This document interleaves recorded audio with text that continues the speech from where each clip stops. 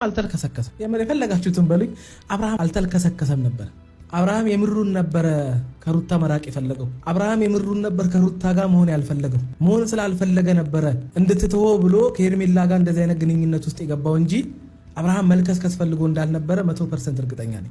አሁን ሩታ ይህን ነገር ማድረግሽ አብርሃምንም እኛንም መሸወደሽ በቀል ነው ቀልድ ነው ማለትሽ የአብርሃምን እውነተኝነት እንዲጋለጥ ነው ያደረግሽው።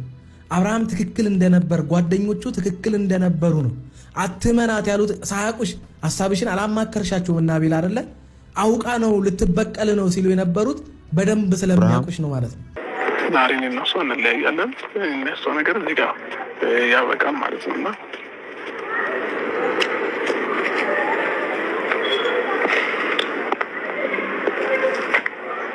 እንዴት ነህ?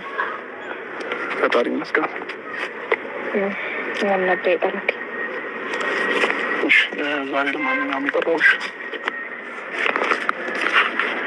ወረቀትሽ ላይ ፈርሜልሻለሁ። የምትፈልጊው ነገር ነበር አለ። በጣም ጥሩ በትክክል ተሳክቶልሻል። ፍላጎትሽ ሆኗል። አንቺም ፍላጎት ነበር መጀመሪያ እና ስለሁሉም ነገር ግን ከልብ አመሰግናለሁ። ለሰጠሽኝ ምክር ለበቀልሽም እያንዳንዱ ነገር በጣም አመሰግናለሁ። እኔና አንቺ 1 ዓመት ከምናምን አብረን ስንኖር እኔ ሩታን አላውቃትም ነበር ማለት ነው። ትክክለኛ ባህሪሽን አሁን ነው እያሳየሽ የመጣሽና እያንዳንዱን ለሰጠሽኝ ነገር አመሰግናለሁ። ቢገባሽ ግን አምኜሽ ነበረ። ቢገባሽ ልቤ ተመልሶ ነበር ወደ አንቺ። ቢገባሽ ሁሉ ነገር እንትቼ ሁሉ ነገር ጎኔ ላይ ያሉትን ነገሮች በሙሉ አባሬ ከአንቺ ጋር ሆኜ ነበረ።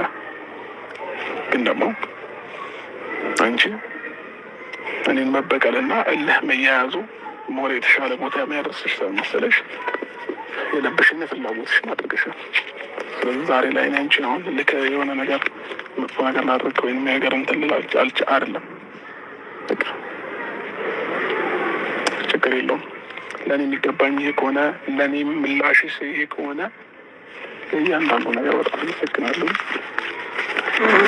ይህ ነው ለችግር ገባሽ። ምንም ስለአንቺ እንቅፋት አልመኝም። ምንም አያግኝሽ። የልጄ እናት ነሽ። ልጄ ከአንቺ ጋር ነው ያለው። ይሄ ነው የምመኝልሽም ማለት ነው። እኔ ግን ለሰጠሽኝ ክብርም ለሰጠሽኝ ላደረግሽውም ነገር ስለ ሁሉም ነገር አመሰግናለሁ። እኔ ትችላለሽ። አይተዋራረሽ ዘመድ አሳጣሽ